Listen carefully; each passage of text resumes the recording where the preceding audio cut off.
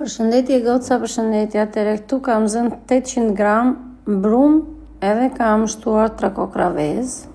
Si që shikoni, për ëmbëlsirat që kam vërë të shtunë në tark. Këtu kam shtuar qumësh me maja, një të tretën e majas të themi.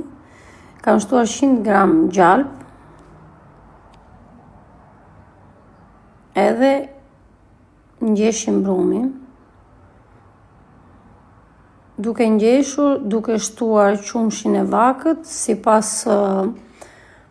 sipas miellit që ju keni. Ke parasysh nëse ju doni të bëni më pak apo më shumë, qumshin aty duhet ta rregulloni vetë. Ke parasysh dhe duhet të vi një brum kështu, as i fort shumë dhe as i butë. Këtu kam shtuar sheqer plur, ja kam hedhur afërsisht 100 gram sheqer, po.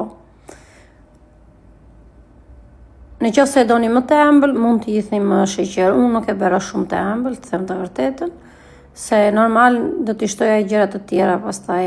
Edhe brumin e kam ndarë në 2 pjesë, siç e shikoni, një pjesë më të vogël e kam bërë me kakao, i kam shtuar 4 lugë kakao.